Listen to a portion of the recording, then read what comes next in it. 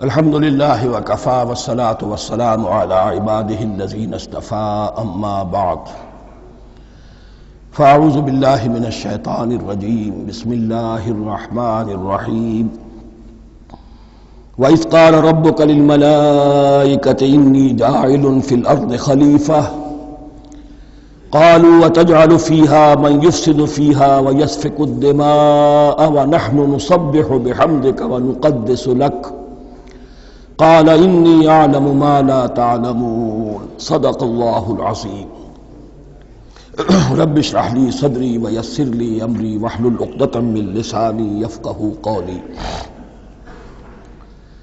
جیسا کہ میں نے عرض کیا تھا، سورہ بقرہ کے پہلے 4 رکوع نہایت اہم ہیں، نہایت جامع ہیں۔ پہلے 2 رکوعوں میں 3 قسم کے انسانوں کی وضاحت کی گئی، 3 قسم کے کردار کے نقشے کھینچ دیے گئے۔ تیسرے رکوع میں قرآن مجید کی دعوت کا خلاصہ آ گیا، توحید فی العقیدہ، توحید فی العمل، یعنی عبادت اللہ کی، ایمان بالرسالت، قرآن مجید کو منزل من اللہ کلام ماننا۔ اس میں اگر شک ہے تو جو بھی چیلنج تھا، اگر واقعتاً تمہیں شک ہے، حقیقت میں شک نہیں ہے، لیکن جیسا کہ تم کہہ رہے ہو کہ تمہیں شک ہے تو کوشش کرو اس کے مقابلے کی ایک صورت بنانا ہو۔ پھر آخرت، جنت اور دوزخ، ان دونوں کا تذکرہ ہو گیا۔ پھر ایک خاص مسئلہ جو قرآن مجید کے اسلوب پر اعتراض کی شکل میں آیا کہ اس میں مچھر جیسی حقیر شے کا بھی تذکرہ ہے، اس کی حکمت بیان کر دی گئی کہ تشبیہ اور تمثیل میں ظاہر بات ہے کہ ممثل لہو اور ممثل بہی میں مناسبت چاہیے۔ جس چیز کے لیے تمثیل بیان کی جا رہی ہے، جس شے سے تمثیل بیان کی جا رہی ہے، ان میں مناسبت ہونی چاہیے، اس میں عظیم یا حقیر کا کوئی سوال نہیں۔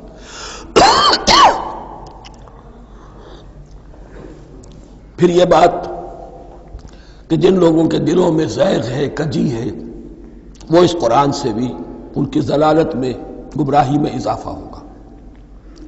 جو لوگ طالب حق ہیں ان کو یہ قرآن مجید ہدایت دے گا۔ اور کن کو اللہ گمراہ کرتا ہے؟ جو سرکش ہے، جو نمبر 1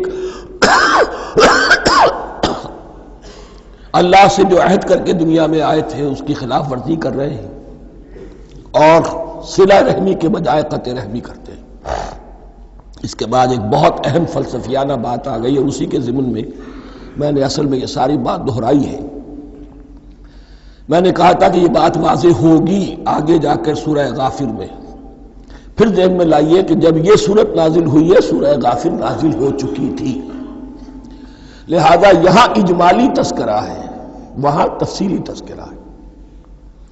اہل جہنم کا قول نقل ہوا ہے، ربنا امتنا اثنتین واحییتنا اثنتین فاعترفنا بذنوبنا فہل الی خروج من سبیل۔ اے اللہ، تو نے 2 مرتبہ ہم پر موت وارد کی، 2 مرتبہ ہمیں زندہ کیا، اب ہم نے اپنے قصور تسلیم کر لیے، تو اب یہاں سے بھی کوئی اور مرحلہ ہے یا نہیں؟ یہاں سے نکلنے کا بھی کوئی راستہ ہے یا نہیں؟ اس سے حقیقت یہ واضح ہوئی، انسان کی تخلیق اول ہوئی عالم ارواح میں، صرف ارواح کی حیثیت سے، اور حدیث میں آتا ہے الارواح جنود مجندہ، لشکروں کی شکل، تمام انسان۔ ان سے عہد لیا گیا الست بربکم قالوا بلی، پھر سلا دیا گیا ارواح کو۔ یہ گویا کہ پہلی موت تھی جو ہم گزار آئے۔ پھر عالم خلق کا مرحلہ آیا۔ عالم خلق میں یہ تناسل کے ذریعے سے رحم مادر میں جب ایک جنین تیار ہوتا ہے تو ایک حدیث ہے حضرت عبداللہ ابن مسعود سے، 4 مہینے کا جب جنین ہو جاتا ہے تو اس کے بعد وہ روح لا کر اس میں پھونک دی جاتی ہے۔ یہ گویا کہ احیاء اولا ہو گیا، پہلی مرتبہ کا زندہ کیا جانا، پہلی موت کی نیند سے جگا دیا گیا۔ اے تازہ واردان بساط ہوائے دل، اب ہم اس دنیا میں اس جسد کے ساتھ زندہ ہوئے، اب پھر موت آئے گی، جسد یہی چلا جائے گا جہاں سے آیا تھا، روح جہاں سے آئی تھی وہاں واپس جائے گی. ثم یمیتکم ثم یحییکم ثم الیہ ترجعون، پھر تمہیں اللہ کی طرف لوٹا دیا جائے گا. یہ ہے بہت گہرا نقطہ فلسفہ دین کا. اس کے بعد مضمون شروع ہو رہا ہے خلافت کا، جس کا اجمالی جو ہے تذکرہ تیسرے رکوع کی آخری آیت میں آ گیا. هو الذی خلق لکم ما فی الارض جمیعا، زمین میں جو کچھ ہے اے انسانوں تمہارے لیے پیدا کیا گیا. اسی کے ساتھ جڑتا ہوا مضمون اب خلافت کا آ رہا ہے. وَإِذْ قَالَ رَبُّكَ لِلْمَلَائِكَةِ إِنِّي جَاعِلٌ فِي الْأَرْضِ خَلِيفَةً، اور یاد کرو جب کہ کہا تھا تمہارے رب نے فرشتوں سے میں بنانے والا ہوں زمین میں ایک خلیفہ. اب خلیفہ کی حقیقت کو سمجھیے. خلیفہ کسے کہتے ہیں؟ نائب. عام طور پر لوگوں کو مغالطہ ہوتا ہے کہ خلیفہ جانشین جو ہے وہ تو کسی کے موت کے بعد ہوتا ہے، زندگی میں تو نہیں ہوتا. لیکن یہاں اصل میں ہمارے لیے بہت آسان ہے. انسان کی جو اصل حقیقت ہے اس دنیا میں، اس کو سمجھنے کے لیے یوں سمجھیے کہ ہم آج سے 50 سال پہلے انگریز کے غلام تھے. ہمارا بادشاہ یا ملکہ انگلستان میں تھا یا تھی. دہلی میں وائس رائے ہوتا تھا. وائس رائے کا کام کیا ہے؟ جو حکم آیا ہے ہز میجسٹیز گورنمنٹ کا یا ہر میجسٹیز گورنمنٹ کا جو حکم آیا ہے بلا چون و چرا، بغیر کسی تغیر اور تبدل کے نافذ کرے. ہاں جہاں کوئی حکم وہاں سے نہیں ہے تو یہاں کے حالات میں بہترین اپنی رائے قائم کرے، غور و فکر کرے یہاں کی مصلحتیں کیا ہے. جو چیز بھی امپائر کی مصلحت میں ہو اس کے مطابق فیصلہ کر سکتا ہے. بین ہی یہی رشتہ ہے. اللہ ہے لیکن اللہ نے اپنے آپ کو غیب کے پردے میں چھپا لیا ہے. زمین پر انسان ہے. اب انسان کا کام یہ ہے جو ہدایت آ رہی ہے اللہ کی طرف سے اس پر تو بے چون و چرا عمل کرے.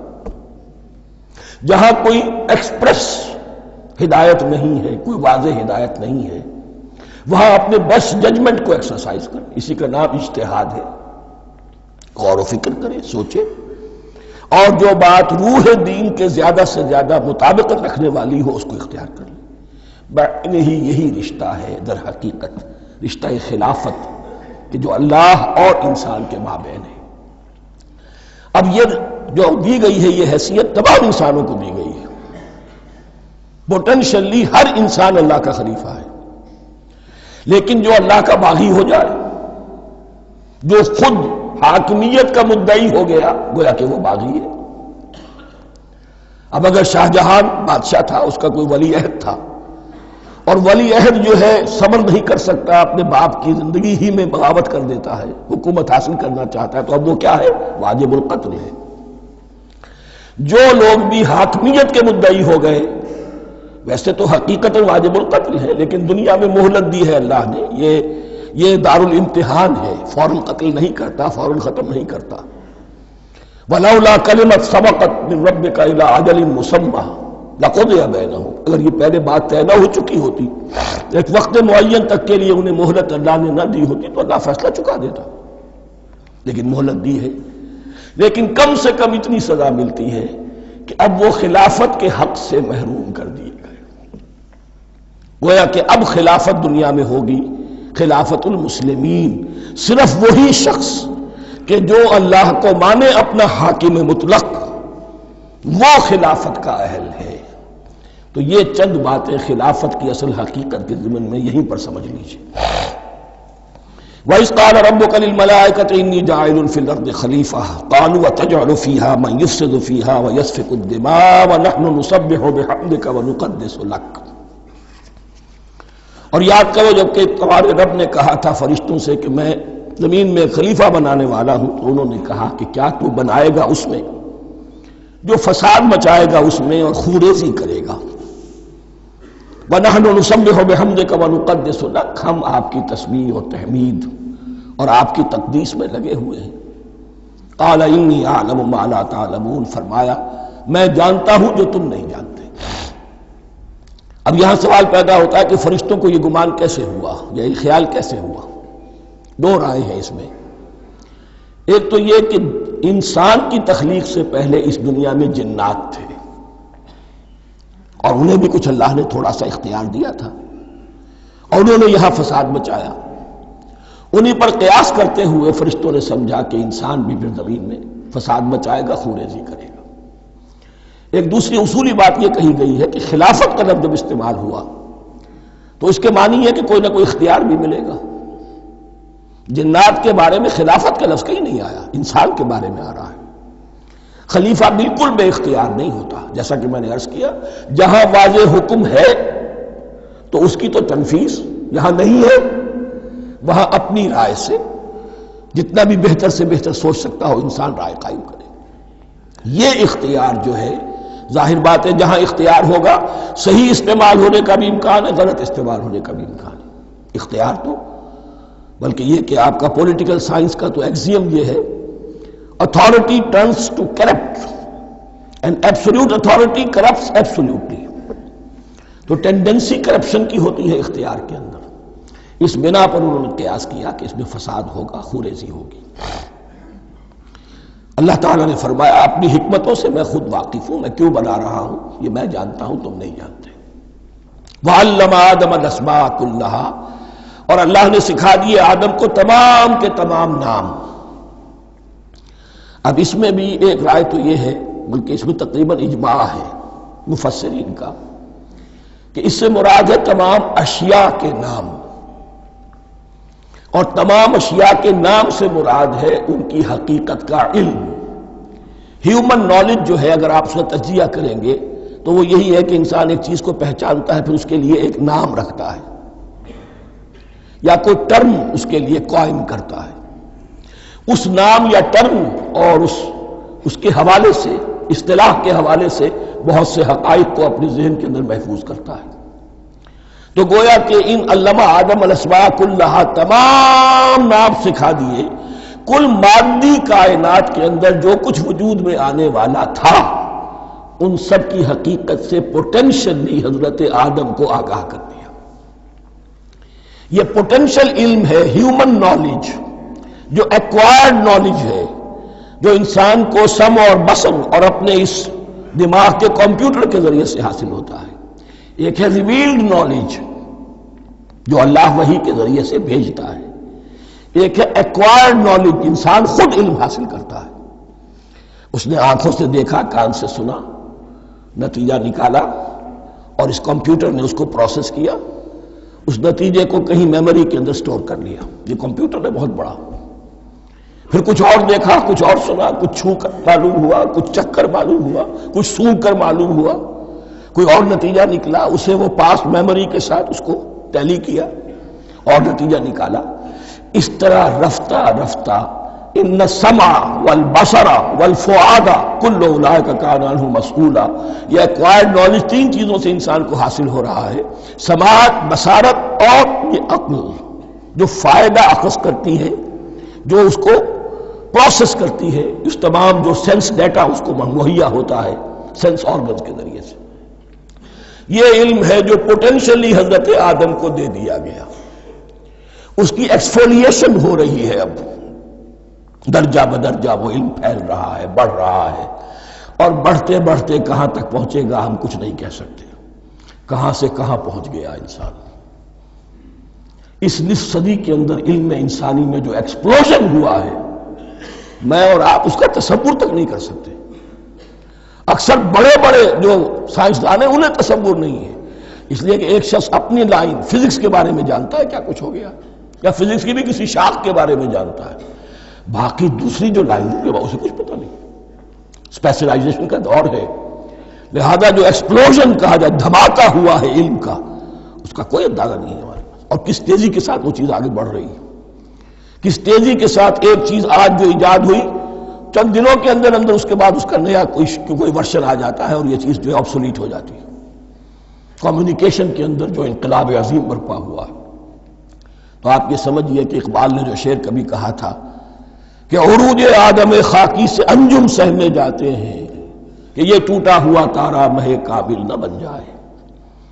اور یہ مہ کامل بنے گا کب؟ جب دجال کی شکل اختیار کرے گا۔ دجال کون ہوگا؟ جو ان تمام قواعد طبیعہ کے اوپر قابو پا لے گا، جب چاہے گا جہاں چاہے گا بارش برسائے گا، رزق کے تمام خزانے اپنے ہاتھ میں لے لے گا، جو اس کے اوپر ایمان لائے گا اسی کو ملے گا، کسی اور کو نہیں ملے گا، اس کی آواز پوری دنیا میں سنائی دے گی، وہ چند دنوں کے اندر پوری دنیا کا چکر لگا لے گا۔ یہ ساری چیزیں جو حدیث میں دجال کے بارے میں آئی ہیں وہ اسی علم آدم ایکوائرڈ نالج کے اس حد کو پہنچ جانا کہ وہ ٹوٹل مسٹریز نیچر کی جو ہے وہ اس پر منکشف ہو جائے اور ان قواعد طبیعہ کو وہ ہارنس کر لے، قابو میں لے آئے اور انہیں استعمال کرے۔ کبھی جب ہمارے کسی بہت 200-300ویں کوئی پیڑھی میں کوئی ہمارے جد امجد ہوں گے جنہوں نے کوئی چٹان دیکھی کہ گری، پتھر پر پتھر ٹکرایا تو آگ اس میں سے شعلہ نکلا، اس کا یہ مشاہدہ کافی ہو گیا آگ پیدا کرنے کے لیے۔ پتھروں کو ٹکراؤ آگ پیدا کر لو۔ یہ اس دور کی سب سے بڑی ایجاد تھی، آگ، انرجی۔ اب وہ انرجی کہاں سے کہاں پہنچی؟ وہ آگ نے بھاپ کی شکل اختیار کی، پھر ہم نے بجلی ایجاد کی، اور کب کیا ہے؟ ایٹمک انرجی ہے، اور نہ معلوم کیا کیا ہے، اللہ اعلم۔ ان تمام چیزوں کا تعلق ہے خلافت ارضی کے ساتھ۔ لہذا فرشتوں کو جو بتایا گیا وہ یہ ہے کہ آدم کو علم بھی دیا جا رہا ہے، صرف اختیار ہی نہیں دیا جا رہا، علم دیا جا رہا ہے۔ وَعَلَّمَ آدَمَ الْأَسْمَاءَ كُلَّهَا ثُمَّ عَرَضَهُمْ عَلَى الْمَلَائِكَةِ، پھر ان تمام اشیاء کو پیش کیا فرشتوں کے سامنے۔ فَقَالَ أَنبِئُونِي بِأَسْمَاءِ هَؤُلَاءِ، اور فرمایا کہ مجھے بتاؤ ان چیزوں کے نام، ان کنتم صادقین، اگر تم سچے ہو۔ قالوا سبحانک لا علم لنا الا ما علمتنا، انہوں نے کہا پروردگار تو پاک ہے ہر نقص سے، ہر عیب سے، ہر ذوف سے، ہر احتیاج سے، مبرہ ہے، منزہ ہے، اعلیٰ ہے، ارفع ہے۔ لا علم لنا الا ما علمتنا، ہمیں کوئی علم حاصل نہیں سوائے اس کے جو تو نے ہمیں سکھا دیا ہے۔ اس کی تعبیر یہی بہتر معلوم ہوتی ہے کہ ملائکہ کی حیثیت در حقیقت اس کائناتی جو حکومت ہے اللہ کی، آفاقی حکومت، اس کے کارندوں کی ہے، یا اس کے سول سرونٹس ہیں، تو ہر ایک کو صرف اس کے شعبے کے متعلق علم دیا گیا ہے، علم جامع نہیں ہے، تمام چیزوں کا علم یہ معلوم کرنے کی استعداد ان کے پاس نہیں ہے۔ کوئی فرشتہ فرض کیجئے بارش کے اوپر مامور ہے، کوئی پہاڑوں پر مامور ہے، جس کا ذکر سیرت میں آتا ہے کہ جب طائف میں حضور پر پتھراؤ ہوا ہے تو اس کے بعد ایک فرشتہ حاضر ہوا ہے کہ میں ملک الجبال ہوں، اللہ نے مجھے پہاڑوں پر مامور کیا ہوا ہے، آپ اگر فرمائیں تو جن لوگوں نے آپ کو ستایا ہے، یہ جو طائف جن دو پہاڑوں کے درمیان یہ وادی ہے، ان کو آپس میں ٹکرا دو کہ یہ پس کر اور سرما بن جائے۔ آپ نے فرمایا نہیں، کیا عجب، اللہ تعالیٰ ان کی اگلی نسلوں کو ہدایت دے دے۔ تو فرشتے ہیں، کوئی پہاڑوں پر مامور ہے، کوئی کسی خدمت پر مامور ہے، ان کو علم دیا گیا ہے صرف انہی کی اپنی جو بھی فرائض منصبی ہیں ان کے شعبے سے متعلق، کل نہیں۔ جامعیت جو ہے علم کی وہ ہے کہ جو حضرت آدم علیہ السلام کو پوٹینشلی دے دی گئی اور جو اب بڑھتے بڑھتے ایک بہت تراور درخت بن چکا ہے۔ سبحانک لا علم لنا الا ما علمتنا انک انت العلیم الحکیم، یقیناً آپ ہی کی ذات ہے جو کل کے کل علم کی حامل ہے اور جس کے اوپر حکمت بھی، جس کی حکمت بھی کامل ہے، باقی تو ہر مخلوق میں سے ہر ایک کا علم ناقص رہے گا۔ العلیم، کل علم کا جاننے والا تو ہی ہے، الحکیم، کل حکمت وہ تو تیرے ہی پاس ہے۔ قال یا آدم انبئہم باسمائہم، اللہ نے فرمایا کہ آدم ان کو بتاؤ ان کے نام۔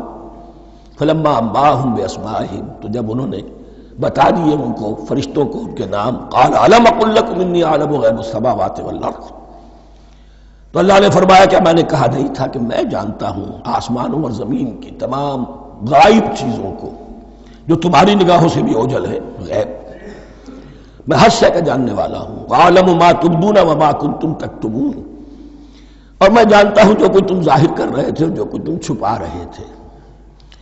چھپانے میں محسوس ہوتا ہے کہ ان کی خواہش یہ تھی کہ خلافت ہمیں ملے.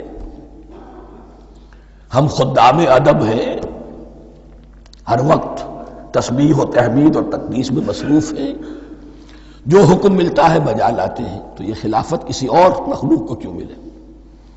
یہاں صرف یہ اور بتا دوں کہ یہ چونکہ اب ایک تیسری مخلوق کا ذکر بھی بعد میں آئے گا، 3 صاحب تشخص مخلوقات ہیں اللہ کی، صاحب تشخص، صاحب شعور، جن میں میں کا شعور ہے، انا، میں. ایک ملائکہ ہے، ان کی تخلیق نور سے ہوئی ہے. ایک انسان ہے جن کی تخلیق گارے سے ہوئی ہے. ایک جنات ہیں جن کی تخلیق آگ سے ہوئی ہے. باقی حیوانات ہیں، ان میں شعور تو ہے، خود شعور ہی نہیں ہے. Self consciousness, there is a world of difference between consciousness and self consciousness. انسان جب دیکھتا ہے تو اس کو یہ بھی معلوم ہے میں دیکھ رہا ہوں. کتا بلہ دیکھتا ہے، اسے یہ اندازہ نہیں ہوتا کہ میں دیکھ رہا ہوں. دیکھنے کا ایک نتیجہ ہے جو نکل آتا ہے، لیکن میں کا وجود نہیں ہے. یہ انا، سیلف، ایگو، یہ انسان میں ہے، جنات میں ہے، شعور میں اور فرشتوں میں ہے. ایک نوری مخلوق، ایک ناری مخلوق، ایک زمین کے اس کرسٹ میں، یہ جو مٹی اور گارے، مٹی اور پانی کا جو ملغوبہ ہے گارے کی شکل میں، اس سے بنا ہے. قال يا آدم انبئهم بأسمائهم فلما انبأهم بأسمائهم قال ألم أقل لكم إني أعلم غيب السماوات والأرض وأعلم ما تبدون وما كنتم تكتمون وإذ قلنا للملائكة اسجدوا لآدم فسجدوا إلا إبليس. اور یاد کرو جب کہ ہم نے کہا فرشتوں سے سجدہ کرو سب کے سب آدم کو، جھک جاؤ آدم کے سامنے. فسجدوا، ان سب نے سجدہ کیا، الا ابلیس، سوائے ابلیس کے. پہلی بات تو یہ سمجھیے کہ تمام ملائکہ کے سجدے کی ضرورت کیا تھی؟ کیا یہ صرف تعظیماً تھا؟ اور تعظیماً اگر تھا تو کیا آدم خاکی کی تعظیم تھی یا کسی اور شے کی تعظیم تھی؟ مکی صورتوں میں یہ بات 2 جگہ واضح کی گئی ہے. فَإِذَا سَوَّيْتُهُ وَنَفَخْتُ فِيهِ مِن رُوحِي فَقَعُوا لَهُ سَاجِدِينَ. جب میں اس آدم کی تخلیق مکمل کر لوں اور اس میں اپنی روح میں سے پھونک دوں، تب گر پڑنا اس کے سامنے سجدے میں. تعظیم اگر ہے تو آدم خاکی کی نہیں ہے، اس کے اندر جو ڈیوائن ایلیمنٹ ہے، جو ڈیوائن سپارک ہے، جو روح ربانی ہے، میری روح، اس کی ہے. اور نمبر 2، اس کی حکمت کیا ہے، علت کیا ہے، غرض و غایت کیا ہے؟ جیسا کہ میں نے عرض کیا، اس کائنات کی اس حکومت کے کارندے تو وہ ہیں. خلیفہ بنایا جا رہا انسان کو، جب تک یہ ساری سول سروس اس کے تابع نہ ہو خلافت کیسے کرے گا؟ دیکھیے میں جانا چاہتا ہوں، چوری کرنے کے لیے جانا چاہتا ہوں، راستے میں کتنے فیکٹرز ہوں گے، کتنے فزیکل فینومینا ہوں گے. میں چلنا چاہتا ہوں، میں زمین کو دھکیلتا ہوں، زمین مجھے دھکیلتی ہے. زمین مجھے نہ دھکیلے تو میں کیسے چلوں گا؟ یہ پوری کائنات جو ہے، یہ جب ہم کو ارادہ کرتے ہیں اور کوئی فیل کرتے ہیں تو اس فیل کے پورے ہونے میں، اس کے ظہور میں نہ معلوم کون کون سے ایلیمنٹس ہیں، کون کون سی فورسز آف دی نیچر ہیں جو ہمارے ساتھ موافقت کرتی ہے تو ہم وہ کام کر سکتے ہیں. اور ان سب پر فرشتے مامور ہیں، ہر ایک کی اپنی ڈومین ہے. اگر وہ تابع نہ ہوں تو خلافت کی کوئی معنی نہیں. خلافت دی گئی ہے، یہ ادھر جانا چاہتا ہے جانے دو، یہ نماز کے لیے مسجد میں جانا چاہتا ہے جانے دو، یہ چوری کے لیے نکلا ہے نکلنے دو. اس لیے کہ اس کو جو اختیار دیا گیا ہے، اس کے اختیار کے استعمال میں یہ تمام جو قوتیں ہیں وہ اس کے ساتھ موافقت کرتی ہیں، تب اس کا کوئی ارادہ، وہ اچھا ہو یا برا، وہ پایہ تکمیل کو پہنچ سکتا ہے. یہ گویا کہ سبارڈینیشن اس کے لیے سمبل کہ تمام فرشتوں کو جھکا دیا گیا. البتہ اس آیت میں ایک مغالطہ پیدا ہوتا ہے، الا ابلیس، سوائے ابلیس کے. مغالطہ یہ پیدا ہوتا کہ شاید وہ بھی فرشتہ تھا، اس لیے کہ حکم تو فرشتوں کو دیا گیا تھا۔ پھر نوٹ کیجئے اس سے پہلے، بہت پہلے سورہ کہف نازل ہو چکی ہے، اور سورہ کہف میں فرما دیا گیا ہے کان من الجن ففسق عن امر ربی، وہ جن تھا پس اس نے سرکشی کی اپنے رب کے حکم سے۔ فرشتے کی شان یہ نہیں ہے، وہ اللہ کے کسی حکم کی سرتابی نہیں کرتا۔ لا یعصون اللہ ما امرہم ویفعلون ما یؤمرون، وہ اللہ کے کسی حکم کی نافرمانی نہیں کرتے اور جو حکم ملتا ہے بجا لاتے ہیں۔ یہ جنات کے اندر اختیار تھا، جیسے اختیار انسانوں کو دیا گیا ہے۔ جنات میں نیک بھی ہیں، بد بھی ہیں، اعلیٰ بھی ہیں، ادنا بھی ہیں، جیسے انسانوں میں۔ لیکن یہ عزازیل جو جن تھا، علم اور عبادت دونوں کے اعتبار سے بہت بلند ہو گیا تھا، اور یہ فرشتوں کا یوں سمجھیے کہ ہم نشین، فرشتوں کے ساتھ اس طور سے شامل، جیسے بہت سے انسان بھی اگر اپنی بندگی میں، زہد میں، عبادت میں، نیکی میں ترقی کریں تو ان کا ملائے اعلیٰ کے ساتھ، عالم ارواح کے ساتھ، عالم ملائکہ کے ساتھ ایک رابطہ قائم ہوتا ہے۔ اسی طریقے سے وہ جو عزازیل تھا، جن ہونے کے باوجود اپنی نیکی، عبادت، پارسائی اور اپنے علم میں فرشتوں سے بہت آگے تھا، اس لیے معلم الملکوت کی شکل اختیار کر چکا تھا۔ اس کو اپنی ذوق تھا، یہ بات جیسا کہ میں نے عرض کیا 7 مرتبہ قرآن میں یہ بات آئی ہے، قصہ ابلیس و آدم، کہ فرشتوں کو حکم ہوا کہ سجدہ کرو، سب جھک گئے، ابلیس نے سجدے سے انکار کر دیا 7 مرتبہ۔ یہ 7ویں مرتبہ ہے جو ہم پڑھ رہے ہیں، مصحف میں پہلی مرتبہ آ رہا ہے، ترتیب نزول میں 7ویں مرتبہ آ رہا ہے۔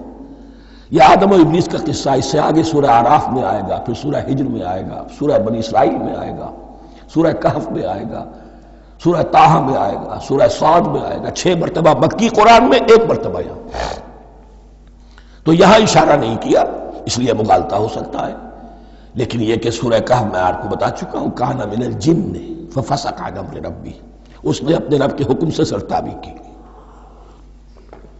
نام اس کا عزازیل تھا، ابلیس اس کا صفاتی نام ہے اب، اس لیے کہ اب لسیبلسو کے معنی ہوتے ہیں مایوس ہو جانا، یہ اللہ کی رحمت سے بالکل مایوس ہے، اور مایوس جو ہو جائے وہ شیطان ہو جاتا ہے۔ اب میرا تو چھٹکارا نہیں ہے، جتنوں کو برباد کر سکوں کروں، میری تو عاقبت خراب ہو چکی ہے، جتنوں کو اپنے ساتھ، ہم تو ڈوبے ہیں سنم، تم کو بھی لے ڈوبیں گے۔ اب وہ شیطان اس معنی میں کہ انسان کی عداوت اس کی گھٹی میں پڑ گئی، اس نے اللہ سے پھر اجازت بھی لی کہ مجھے مہلت دے دے، یوم یبعثون، قیامت تک کے دن کے لیے، تو میں ثابت کر دوں گا کہ یہ آدم اس رتبے کا حقدار نہ تھا، مستحق نہ تھا جو اسے دیا گیا۔ انا خیر منہ، میں اس سے بہتر ہوں، خلقتنی من نار وخلقتہ من طین، تو نے مجھے آگ سے بنایا، اسے گارے سے بنایا۔ لیکن یہ تکبر ہے در حقیقت کہ جس نے اسے راندہ درگاہ حق کر دیا۔ وَإِذْ قُلْنَا لِلْمَلَائِكَةِ اسْجُدُوا لِآدَمَ فَسَجَدُوا إِلَّا إِبْلِيسَ أَبَىٰ وَاسْتَكْبَرَ، ابا اس نے انکار کیا، واستکبر اور تکبر کیا، استکبار کیا، وَكَانَ مِنَ الْكَافِرِينَ۔ کانا عربی زبان میں 2 طرح کا ہوتا ہے، تامہ، ناقصہ۔ ایک معنی یہ ہو سکتے ہیں کہ ہو گیا، اب اپنے اس استکبار اور انکار کی وجہ سے کانا من الکافرین، وہ کافروں میں سے ہو گیا۔ ایک کانا تامہ ہوتا تھا ہی کافروں میں سے، یعنی اس کے اندر سرکشی چھپی ہوئی تھی، اب ظاہر ہو گئی۔ یہ معاملہ ہوتا ہے، کسی شخص کی بدنیت ہی اس کے اوپر پردے پڑے رہتے ہیں نیکی کے، زہد کے، کسی خاص وقت میں آ کر وہ ننگا ہو جاتا ہے، اور جو اس کے اندر تھا اصل، اس کی حقیقت، وہ سامنے آ جاتی ہے۔ اس کا امکان ہے، تو دونوں معنی اس کے ہو سکتے ہیں۔ وَقُلْنَا يَا آدَمُ اسْكُنْ أَنْتَ وَزَوْجُكَ الْجَنَّةَ، اور ہم نے کہا کہ اے آدم رہو تم اور تمہاری بیوی جنت میں۔ اب یہ جنت کون سی ہے؟ اکثر حضرات کے نام کے نزدیک یہ جنت کہیں آسمان ہی میں تھی، آسمان ہی میں حضرت آدم کی تخلیق ہوئی۔ البتہ یہ سب مانتے ہیں کہ ایک وہ جنت الفردوس جو ہے جس میں جانے کے بعد پھر واپس نکلنے کا کوئی امکان نہیں، یہ وہ جنت نہیں ہے جس میں کہ آخرت میں لوگوں کو جا کر داخل ہونا ہے، اس میں داخل ہونے والے کے نکلنے کا کوئی امکان نہیں۔ ایک رائے یہ بھی ہے، میرا رجحان اس رائے کی طرف ہے، تخلیق آدم اسی زمین پر ہوئی ہے، وہ جن مراحل سے گزری ہے تخلیق وہ ایک علیحدہ مسئلہ ہے۔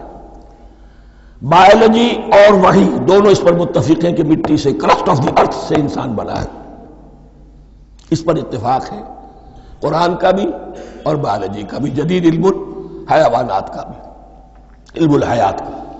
سٹیجز کیا ہیں اس میں اختلاف ہو سکتا ہے، اس کو چھوڑ دیجئے، وہ اس وقت کا بحث نہیں۔ یہی کسی اونچے مقام پر کوئی سرسبز و شاداب علاقہ تھا جہاں حضرت آدم کو رکھا گیا، جہاں ہر طرح کے میوے تھے، ہر شے، لا تظمأ فیہا ولا تضحیٰ، نہ اس میں بھوک لگے گی نہ دھوپ تمہیں ستائے گی، ہر طرح کی چیز تمہیں فراہم ہے۔ وہاں رکھے گئے ہیں صرف ایک ڈیمانسٹریشن کے لیے کہ انہیں نظر آ جائے کہ شیطان میرا دشمن ہے، وہ مجھے ورغلائے گا، طرح طرح سے میرے اندر وسوسہ اندازی کرے گا، میرے اور میری اولاد کے، صرف ایک ڈیمانسٹریشن۔ اس کی مثال یوں سمجھیے کہ سلیکشن تو ہو گیا، سی ایس پی گریڈ میں کوئی شخص آ گیا ہے، لیکن اب وہ سول سروس اکیڈمی میں رکھا جا رہا ہے۔ تو یہ کوئی اکیڈمی ہو سکتا ہے اسی زمین پر ہو، صرف بتانا یہ تھا کہ تمہیں معلوم ہو جائے کہ یہ شیطان تمہارا دشمن ہے۔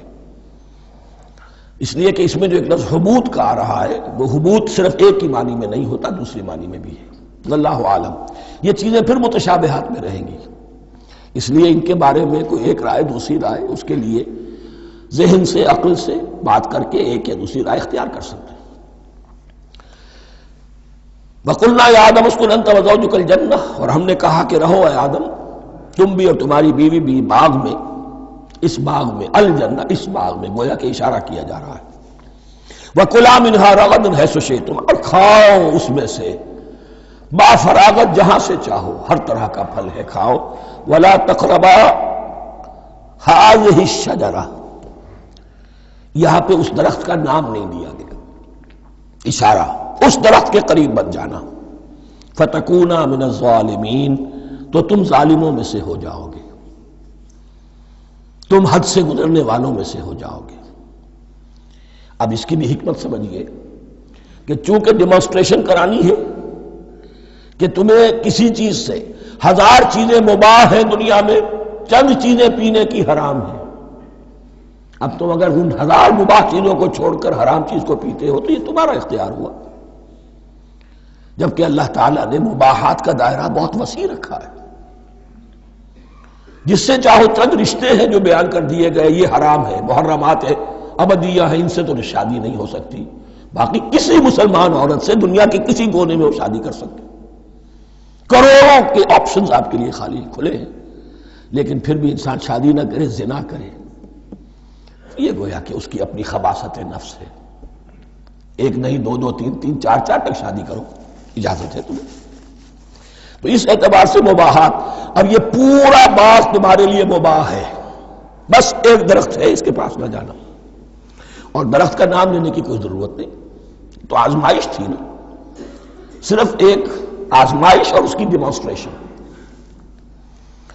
فَأَزَلَّهُمَا الشَّيْطَانُ عَنْهَا، تو پھسلا دیا ان دونوں کو شیطان نے اس درخت کے بارے میں۔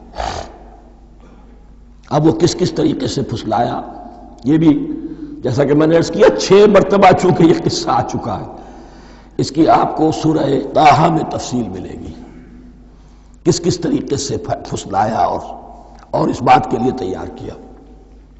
فَأَخْرَجَهُمَا مِمَّا كَانَا فِيهِ، تو نکلوا دیا ان دونوں کو اس کیفیت میں سے جس میں کہ وہ تھے، وہ کیفیت کہ نہ کوئی مشقت ہے نہ کوئی محنت ہے، اور انسان کو ہر طرح کا اچھے سے اچھا پھل مل رہا ہے، تمام ضروریات فراہم ہیں، اور خاص کوئی حلہ جنت ہے جس کا کہ لباس بھی عطا کیا گیا ہے، لیکن ان کیفیات سے اب نکال کر، اب جسے آپ کہیں گے bitter facts of life، اچھا اب جاؤ، یہ ڈیمانسٹریشن کرنی تھی، ہو گئی، شیطان تمہارا دشمن ہے، تمہارا اور تمہاری نسل کا، شیطان لعین، اور وہ تمہیں پھسلائے گا جیسے آج پھسلایا ہے۔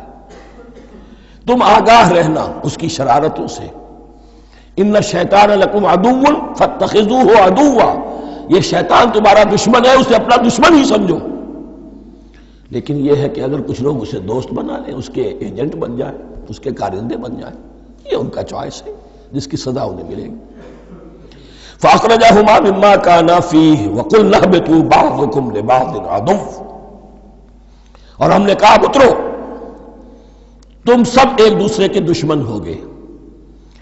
اب یہ چونکہ جمع کا صیغہ آیا ہے، ایک دوسرے کے دشمن ہوگے، تو ایک دشمنی تو شیطان اور آدم اور ذریت آدم کی ہے، ایک اور دشمنی بھی ہے جو انسان میں مرد اور عورت کے مابین ہے۔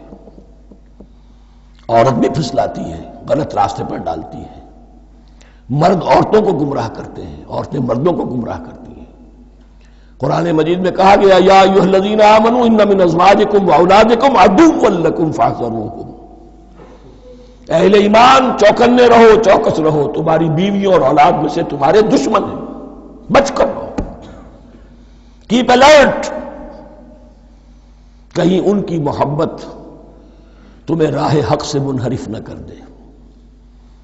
تم ایک اچھا کام کرنا چاہتے ہو، بیوی رکاوٹ بن گئی، بیوی کو اچھا کام کرنا چاہتی، شوہر رکاوٹ بن گیا، تو یہ محبت نہیں ہے، یہ عداوت ہے۔ اس حوالے سے بعضکم لبعض عدو وَلَكُمْ فِي الْأَرْضِ مُسْتَقَرٌّ وَمَتَاعٌ إِلَىٰ حِينٍ، اور تمہارے لیے اب زمین میں مستقر ہے، جائے قیام ہے اور متاع ہے، ضرورت کی چیزیں ہیں ہم نے فراہم کر دی ہیں، إِلَىٰ حِينٍ، لیکن ایک وقت معین تک کے لیے، یہ ابدی نہیں ہے، ایک وقت آئے گا یہ بساط ہم لپیٹ دیں گے۔ یوم نطوی السماء کطی السجل للکتب، جس دن کے ہم تمام فضاؤں کو اور تمام خلاؤں کو، تمام آسمانوں کو اس طرح لپیٹ لیں گے جیسے کتابوں کا تمار لپیٹ لیا جاتا ہے۔ ایک وقت آئے گا، یہ تخلیق الی اجل مسمى ہے، الی حین ہے۔ فتلقى آدم من ربہ کلمات فتاب علیہ، تو سیکھ لیے، حاصل کر لیے آدم نے اپنے رب سے کچھ کلمات، تو اللہ نے ان کی توبہ قبول کر لی۔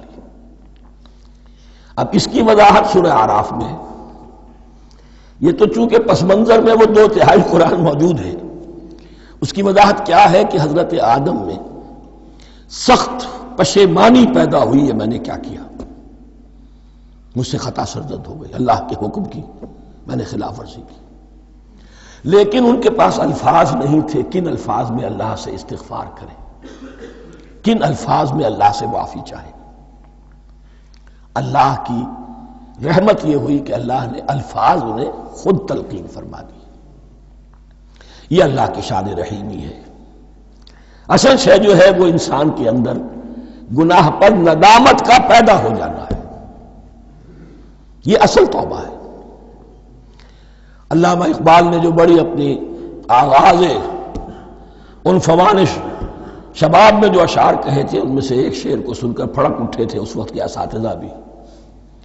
موتی سمجھ کے شان کریمی نے چن لیے، قطرے جو تھے میرے عرق انفعال کے، انفعال کہتے ہیں شرمندگی کو، شرمندگی سے میری پیشانی پر جو پسینے کے قطرے نمودار ہو گئے، میرے پروردگار کو وہ اتنے عزیز ہوئے، اس نے انہیں موتی کی طرف چن لیا۔ موتی سمجھ کے شان کریمی نے چن لیے، قطرے جو تھے میرے عرق انفعال کے۔ تو فتلقى آدم من ربہ کلمات، ان پر پچھتاوا ہوا، ندامت ہوئی، اللہ نے انہیں الفاظ، وہ الفاظ کیا تھے وہ سورہ اعراف میں ہیں، ربنا ظلمنا انفسنا وان لم تغفر لنا وترحمنا لنکونن من الخاسرین، اے اللہ ہم نے اپنی جانوں پر ظلم کیا ہے، اور اگر تو نے ہمیں بخش نہ دیا اور رحم نہ فرمایا تو ہم تو خسارہ والوں میں ہو جائیں گے، تباہ ہو جائیں گے، برباد ہو جائیں گے۔ یہی پر فوری تقابل موجود ہے۔ غلطی ابلیس سے بھی ہوئی، حکم سے سرتابی ہوئی، لیکن اس پر ندامت نہیں ہوئی، تکبر کی بنا پر اور اکڑ گیا، انا خیر منہ۔ غلطی آدم سے بھی ہوئی، نافرمانی ہوئی، لیکن اس پر پشیمان ہوئے اور توبہ کی۔ وہ شیطنت ہے، یہ آدمیت ہے، ورنہ کوئی انسان گناہ سے اور معصیت سے مبرہ نہیں ہے۔ حضور کی ایک حدیث ہے کلو بنی آدم کلکم خطاؤون کلو بنی آدم خطاؤون وخیر الخطائین التوابون، آدم کے تمام اولاد تمام انسان خطا کار ہیں، ان خطا کاروں میں بہتر وہ ہیں، اچھے وہ ہیں جو توبہ کرتے ہیں۔ تو یہاں حضرت آدم سے غلطی ہوئی، انہوں نے توبہ کی، پشیمانی ہوئی، ندامت ہوئی، اس نے کی اور اس پر جم گیا، اصرار کیا۔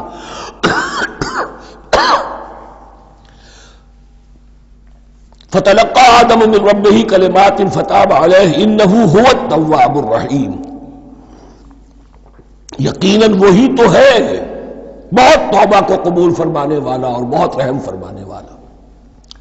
یہ نوٹ کیجئے گا، توبہ کا لفظ دونوں طرف سے آتا ہے، بندہ بھی تواب، وخیر الخطائین التوابون، تواب بندے بھی ہو گئے، تواب اللہ بھی ہے۔ اس کی اصل حقیقت کیا ہے؟ بندے نے خطا کی اور دور ہو گیا اللہ سے، اللہ نے اپنی رحمت کی نگاہ اس سے پھیر لی۔ بندے نے توبہ کی، اللہ پھر اپنی رحمت کے ساتھ اس کی طرف متوجہ ہو گیا۔ توبہ کے معنی پلٹنا، بندہ معصیت سے توبہ کر کے اپنی اصلاح کی طرف، بندگی کی طرف، اطاعت کی طرف پلٹ آیا۔ اللہ نے جو اپنی نظر رحمت پھیر لی تھی، اللہ نے پھر وہی اپنی شان غفاری اور رحیمی کے ساتھ بندے کی طرف توجہ فرما لی، جس کے لیے حدیث میں الفاظ آتے ہیں، تم اگر میری طرف بالشت بھراؤ گے میں ہاتھ بھراؤں گا، تم اگر چل کر آؤ گے میں دوڑ کر آؤں گا، ہم تو مائل بکرم ہیں کوئی سائل ہی نہیں، راہ دکھلائیں کسے رہنم منزل ہی نہیں۔ وہ تو تواب ہے، بس فرق یہ ہے کہ تابہ بندے کے لیے ہوگا تو الہ ہوگا، تابہ الہ، انی تبتو الیک، اور جب اللہ کی طرف سے ہوگا تابہ علیہ، وہ اعلیٰ ہوگا، اس پر توبہ کی، یعنی اللہ کی بلند شان ہے تو انسان توبہ کرتا ہے تو اس کی طرف توبہ کرتا ہے، اللہ کی شان کیا ہے؟ وہ توبہ کرتا ہے تو بندے پر اعلیٰ، فتاب علیہ انہ هو التواب الرحیم۔ قلنا اہبطوا منہا جمیعا، ہم نے کہہ دیا اتر جاؤ اس سے تم سب کے سب، فإما یاتینکم منی ھدی، اب یہاں لفظ آیا اہبطوا، یہاں بھی پہلے بھی آیا ہے۔ جو حضرات یہ سمجھتے ہیں کہ تخلیق آدم آسمانوں پر ہوئی ہے اور جنت بھی وہ آسمان میں ہے جہاں رکھے گئے تھے، آزمائشی یا ٹریننگ یا ڈیمانسٹریشن والی جنت، وہ یہاں حبوط کا ترجمہ کریں گے کہ آسمان سے زمین پر اترنے کا حکم دیا گیا۔ جو لوگ سمجھتے ہیں یہی کسی بلند مقام پر تھے، وہ کہتے ہیں کہ نیچے اترو، کسی بڑی اونچی سطح مرتفع پر اگر کوئی جگہ تھی تو اب نیچے اترو اور جاؤ، اب تمہیں زمین میں ہل چلانا پڑے گا اب روٹی حاصل کرنے کے لیے، یہ جو نعمتوں کے دسترخوان یہاں بچھے ہوئے تھے یہ اب تمہارے لیے نہیں ہے۔ اس کے لیے اس معنی میں اس لفظ کا استعمال جو ہے وہ آ جائے گا آگے چل کر اسی سورہ بقرہ کے اندر، کہ اس معنی میں بھی سورہ بقرہ کے 7ویں رکوع میں یہ لفظ استعمال ہوا ہے، تو امکان اس کا بھی ہے۔ بس اس سے آگے ادھر یا ادھر کی زیادہ بحث کرنے کا یہ موقع دورہ ترجمہ قرآن میں نہیں ہے۔ قُلْ اهْبِطُوا مِنْهَا جَمِيعًا فَإِمَّا يَأْتِيَنَّكُم مِّنِّي هُدًى فَمَن تَبِعَ هُدَايَ فَلَا خَوْفٌ عَلَيْهِمْ وَلَا هُمْ يَحْزَنُونَ، تو جب بھی آئے گی تمہارے پاس میری جانب سے کوئی ہدایت، تو جو کوئی میری ہدایت کی پیروی کرے گا اس کے لیے نہ خوف ہوگا اور نہ وہ حزن سے دوچار ہوگی۔ یہ ہے علم انسانی کا دوسرا گوشہ، ریویلڈ نالج۔ اس چوتھے رکوع کی جو حسن ہے اسے دیکھیے، شروع میں ایکوائرڈ نالج کا ذکر ہے جو پوٹینشلی حضرت آدم کی ذات میں رکھ دیا گیا، اور جو انسان نے پھر اپنی محنت سے ان السمع والبصر والفؤاد اس کے ذریعے سے آگے بڑھایا۔ یہ علم ہے چل رہا ہے، آج مغربی اقوام ہم سے بہت آگے ہیں، کبھی ایک زمانے میں مسلمان آگے نکل گئے تھے، لیکن ظاہر بات ہے کہ اس دنیا میں عروج تو انہی کو ہوگا جو ان چیزوں میں سب سے زیادہ جس کی آگہی حاصل ہوگی۔ البتہ ایک علم وہ ہے جو آسمان سے نازل ہوتا ہے، یہ گیون ہے، ریویلڈ نالج ہے، یہ وحی ہے۔ فَإِمَّا يَأْتِيَنَّكُم مِّنِّي هُدًى، تمہارے مقام خلافت کا تقاضا یہ ہے جو احکام ہمارے آئے، جو ہدایات ہم بھیجیں، ان کو تو پوری طریقے سے اس کی پیروی کرو۔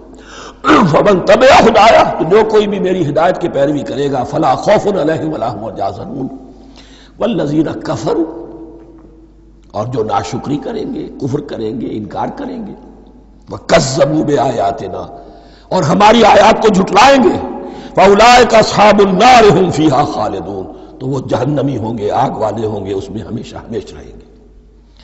یہ ہے گویا کہ چارٹر، اس نوع انسانی کو جو ابدی چارٹر اللہ نے دیا ہے۔ جبکہ زمین کا چارج دے دیا گیا خلیفہ کی حیثیت سے۔ یہاں یہ 4 رکوع جو ہے سورہ بقرہ کے، جو میں نے عرض کیا تھا، قرآن کی دعوت، قرآن کا بنیادی فلسفہ، اس پر یہ جام ہے، اور یہ مکی صورتوں کے مضامین کا خلاصہ۔ اب یہاں سے شروع ہو رہا ہے 5ویں رکوع سے مسلسل 10 رکوع، مسلسل خطاب ہے بنی اسرائیل سے۔ البتہ ان میں ایک تقسیم ہے، پہلے رکوع میں دعوت ہے۔ دعوت جب ہوتی ہے تو آمادہ کرنا، تشویق، ترغیب، دلجوئی، نرمی، یہ دعوت کے اجزاء لا ینفک ہیں، اس کے بغیر دعوت مؤثر نہیں ہوتی۔ لہذا ان 7 آیات میں یہ یوں سمجھیے کہ ان 10 رکوعوں کے لیے یہ بمنزلہ فاتحہ ہے، جیسے سورہ فاتحہ 7 آیتوں کی، ایسے ہی اس دعوت سابقہ امت مسلمہ کو دعوت دی جا رہی ہے۔ تو کس طرح دی جا رہی ہے؟ یہ کون تھے؟ یہ بھی مسلمان ہی تو تھے نا، کافر تو ہو گئے حضور کا انکار کر کے، ورنہ وہ موسیٰ کے ماننے والے، شریعت ان کے پاس، بڑے بڑے علماء ان میں، علم کا چرچا ان میں، سب کچھ تھا، ان کو دعوت دی جا رہی ہے۔ لیکن میں اس لیے آپ کو چاہتا ہوں، اس کو توجہ دلا رہا ہوں، آج اگر مسلمانوں میں جو غافل ہو گئے، اپنی حقیقت کو بھول گئے، اپنے فرض منصبی سے غافل ہو گئے، دنیا کے اور قوموں کی طرح کی ایک قوم بن کر رہ گئے، اگر کوئی ایک داعی گروہ کھڑا ہو، کوئی جماعت، کوئی فرد، اور اس سے جماعت بنے، تو ظاہر بات ہے سب سے پہلے اسے اسی امت کو دعوت دینی ہوگی، اس لیے کہ دنیا تو اسلام کو پہچانے گی اس امت کے حوالے سے۔ فزیشن ہیل تھائی سیلف، پہلے یہ تو ٹھیک ہو، یہ کہیں پر صحیح اسلام کا نمونہ پیش کرے تو دنیا کو دعوت دے سکو گے، آؤ دیکھو یہ ہے اسلام۔ اس لیے ان کو جو دعوت دینے کا اسلوب ہونا چاہیے وہ عکس ہوگا اس اسلوب کا جو ان 7 آیات میں ہمارے سامنے آ رہا ہے۔ یا بنی اسرائیل اذکروا نعمتی التی انعمت علیکم، اے بنی اسرائیل، اسرائیل کو سمجھ لیجئے یہ مرکب لفظ ہے، اسر اسی سے اسیر بنا ہے، اسیر جو کسی کا قیدی ہوتا ہے، ایل عبرانی میں اللہ کے لیے ہے، اور اسرائیل کا ترجمہ ہے عبداللہ، اللہ کا غلام، اللہ کے ساتھ بندھا ہوا، اس کی اطاعت کے قلاتے کے اندر۔ تو یہ اسرائیل یہ لقب ہے حضرت یعقوب علیہ السلام کا، ان کے 12 بیٹے تھے، 12 بیٹوں سے جو نسل چلی وہ بنی اسرائیل ہے، انہی میں حضرت موسیٰ کی بعثت ہوئی اور تورات انہیں دی گئی، پھر یہ ایک بہت بڑی امت بنے۔ ان پر 4 ادوار آ چکے تھے قرآن مجید کے نزول کے وقت تک، 2 مرتبہ اللہ کی رحمت کی بارشیں ہوئیں، انہیں عروج نصیب ہوا، 2 مرتبہ ان کو دنیا پرستی، شہوت پرستی، اللہ کے احکام کو پس و پش ڈال دینے کی سزا میں عذاب کے کوڑے ان پر برسے۔ اس کا ذکر آئے گا سورہ بنی اسرائیل کے پہلے رکوع میں۔ اس وقت جبکہ قرآن نازل ہو رہا ہے، اس وقت وہ اپنے اس زوال کے دور میں تھے۔ حال یہ تھا کہ حضور صلی اللہ علیہ وسلم کی بعثت سے پہلے ہی 2nd ٹیمپل بھی شہید کیا جا چکا تھا، گرایا جا چکا تھا۔ حضرت سلیمان نے جو بنایا تھا ہیکل سلیمانی، جس کو یہ 1st ٹیمپل کہتے ہیں، اسے نیبوکدنضر نے گرا دیا تھا حضرت مسیح سے بھی کئی سو سال پہلے۔ لیکن اس کے بعد پھر یہ رومنز نے سن 70 عیسوی میں حضور کی ولادت سے 500 برس پہلے ان کا یہ یروشلم تباہ و برباد ہوا، اس میں لوگوں کو قتل کیا گیا، قتل عام ہوا، اور سیکنڈ ٹیمپل جو ہے وہ بھی گرا دیا گیا، جو اب تک گرا پڑا ہوا ہے۔ صرف ایک ویلنگ وال ہے جس کے پاس جا کر یہودی جو ہے ماتم کر لیتے ہیں، روتے ہیں، اور اب وہ بنانے پر تلے ہوئے ہیں اپنا تھرڈ ٹیمپل، اس کے نقشے بن چکے ہیں، بلو پرنٹ بن چکے ہیں۔ لیکن بہرحال جس وقت قرآن نازل ہو رہا تھا یہ بہت ہی پستی میں تھے۔ اس کے بارے میں فرمایا، اے بنی اسرائیل ذرا یاد کرو میرے اس انعام کو جو تم پر ہوا۔ وہ انعام کیا ہے؟ میں نے تمہیں اپنی کتاب دی، نبوت سے سرفراز فرمایا، اپنی شریعت تمہیں عطا فرمائی، تمہیں داؤد، تمہارے اندر داؤد اور سلیمان جیسے بادشاہ اٹھائے جو بادشاہ بھی تھے، نبی بھی تھے۔ وَأَوْفُوا بِعَهْدِي، اور میرے وعدے کو پورا کرو تاکہ میں بھی اپنے وعدے کو پورا کروں۔ یہ وعدہ ہے جو کتاب استثناء جو ہے اولڈ ٹیسٹمنٹ کی، ڈیوٹرانومی، اس کے 18ویں باب کی آیت نمبر 18 اور 19 میں ہے۔ حضرت موسیٰ سے خطاب کر کے اس میں اللہ نے یہ الفاظ فرمائے، میں ان کے بھائیوں میں سے تیرے مانند ایک نبی برپا کروں گا اور اس کے منہ میں اپنا کلام ڈالوں گا، اور وہ وہی کچھ بتائے گا جو میں اس سے کہوں گا۔ یہ گویا کہ حضرت موسیٰ علیہ السلام کی امت کو بتایا جا رہا تھا کہ نبی آخر الزمان آئیں گے اور تمہیں انہیں قبول کرنا ہے۔ قرآن مجید میں اس کا بڑا تفصیلی ذکر سورہ اعراف میں آئے گا انشاءاللہ، لیکن یہاں فرمایا اوفوا بعہدی اوف بعہدکم، تم میرا عہد پورا کرو، میرے اس نبی کو تسلیم کرو، اس پر ایمان لاؤ، اس پر کی صدا پر لبیک کہو، تو میں تمہیں میرے انعام و اکرام اور بڑھتے چلے جائیں گے۔ وَإِيَّايَ فَارْهَبُونِ، اور صرف مجھ سے ڈرو۔ وَآمِنُوا بِمَا أَنزَلْتُ مُصَدِّقًا لِمَا مَعَكُمْ، اور ایمان لاؤ اس پر جو میں نے نازل کیا ہے، جو تمہارے پاس جو تورات ہے اس کی تصدیق کرتے ہوئے آیا ہے۔ اس کے دو معنی ہے، ایک تو قرآن تصدیق کرتا ہے تورات کی اور انجیل کی، فیہا ھدی و نور، فیہ ھدی و نور، اور دوسرے یہ کہ قرآن اور محمد صلی اللہ علیہ وسلم ان پیشین گوئیوں کے مصداق بن کر آئے ہیں جو تورات میں تھی، ورنہ وہ پیشین گوئیاں جھوٹی ثابت ہوتی۔ ان کے مصداق کون ہے؟ قرآن اور محمد صلی اللہ علیہ وسلم۔ یہ دونوں معنی اس کے ہیں۔ وَآمِنُوا بِمَا أَنزَلْتُ مُصَدِّقًا لِمَا مَعَكُمْ وَلَا تَكُونُوا أَوَّلَ كَافِرٍ بِهِ، اور دیکھو تم ہی سب سے پہلے ان کا کفر کرنے والے نہ بن جاؤ۔ تمہیں تو سب کچھ معلوم تھا، تم تو منتظر تھے، تم تو آخری نبی کے انتظار میں تھے اور ان کے حوالے سے دعائیں کیا کرتے تھے کہ اللہ اس نبی آخری زمان کے واسطے سے ہماری مدد فرما اور کافروں کے مقابلے میں ہمیں فتح عطا فرما۔ یہ آئے گا آگے چل کر اسی سورۃ بقرہ کے اندر۔ لیکن اب تم ہی سب سے بڑھ کر کافر ہو گئے، تم ہی سب سے بڑھ کر دشمن ہو گئے۔ وَلَا تَكُونُوا أَوَّلَ كَافِرٍ بِهِ وَلَا تَشْتَرُوا بِآيَاتِي ثَمَنًا قَلِيلًا، اور دیکھو میری ان آیات کے عوض حقیر سی قیمت قبول نہ کرو۔ یہ آیات الہیہ ہیں، ان کو رد کر رہے ہو کس لیے؟ ہماری مسندیں، ہماری حیثیت، ہماری چودراہٹیں، کہیں ان پر کوئی آنچ نہ آ جائے۔ حقیر سی چیزیں، یہ صرف اس دنیا کا سامان ہے، اس کے سوا کچھ نہیں۔ وَلَا تَشْتَرُوا بِآيَاتِي ثَمَنًا قَلِيلًا وَإِيَّايَ فَاتَّقُونِ، اور صرف مجھ سے تقوی اختیار کرو، میرا تقوی اختیار کرو۔ وَلَا تَلْبِسُوا الْحَقَّ بِالْبَاطِلِ وَتَكْتُمُوا الْحَقَّ وَأَنْتُمْ تَعْلَمُونَ، اور نہ گڈمڈ کرو حق کے ساتھ باطل کو، اور مت چھپاؤ حق کو، ذرا حالے کہ تم جانتے ہو۔ یہ بات اچھی طرح نوٹ کر لیجیے، جانتے بوجھتے کرنا، ایک ہے مغالطے میں کرنا، وہ ضلالت ہے، گمراہی ہے۔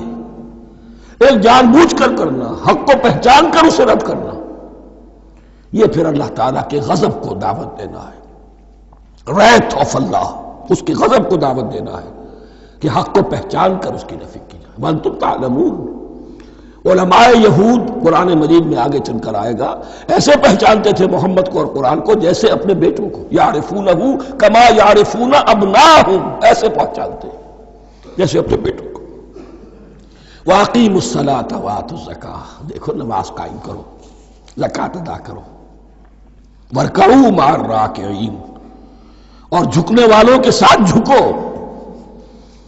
یہ اول تو رکوع کو انہوں نے اپنے ہاں سے خارج کر دیا تھا، ثانیاً باجماعت نماز ان کے ہاں ختم ہو گئی تھی۔ وَارْکَعُوا مَعَ الرَّاکِعِینَ، جماعت باجماعت نماز کی طرف اشارہ ہے۔ أَتَأْمُرُونَ النَّاسَ بِالْبِرِّ وَتَنْسَوْنَ أَنفُسَكُمْ، کیا تم لوگوں کو نیکی کا حکم دیتے ہو، تقویٰ کی، پارسائی کی تعلیم دیتے ہو؟ میں کہہ رہا ہوں نا کہ اصل میں مخاطب کون ہے؟ علماء یہود۔ اس آیت سے ثابت ہو گیا عالم ہمارا بھی جب بھی کھڑا ہوگا اونچے سے اونچا آواز کہے گا، اعلیٰ سے اعلیٰ بات کہے گا۔ اکثر و بیشتر کا حال یہ ہے کہ ان کا اپنا کردار دیکھیے تو کوئی مناسبت ہی نہیں اس سے کہ جو وہ بات کہہ رہا ہے، جو لوگوں کو دعوت دے رہا ہے اس پر خود عمل نہیں۔ تو یہی در حقیقت علماء یہود کا کردار بن چکا تھا۔ أَتَأْمُرُونَ النَّاسَ بِالْبِرِّ وَتَنْسَوْنَ أَنفُسَكُمْ، کیا تم لوگوں کو نیکی کا حکم دیتے ہو اور خود اپنے آپ کو بھول جاتے ہو؟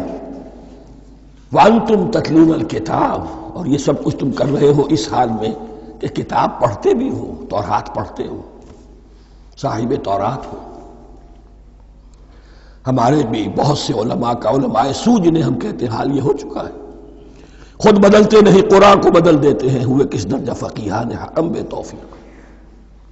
جو صورتحال ہے صرف قرآن کا متن بچا ہوا ہے، اس کے مفہوم میں، اس کی تفسیر میں، اس کے ترجمے میں تو تحریفیں موجود ہیں، بڑی بڑی تحریفیں موجود ہیں، متن بچا ہوا ہے، وہ اس لیے کہ اللہ تعالیٰ نے اس کی حفاظت کا ذمہ لیا ہے۔ وَاسْتَعِینُوا بِالصَّبْرِ وَالصَّلَاةِ، اور مدد حاصل کرو دو چیزوں سے، صبر اور نماز۔ یہ صبر کا لفظ یہاں پر بہت قیمتی ہے، بہت بامانی ہے۔ علماء سو کیوں وجود میں آتے ہیں؟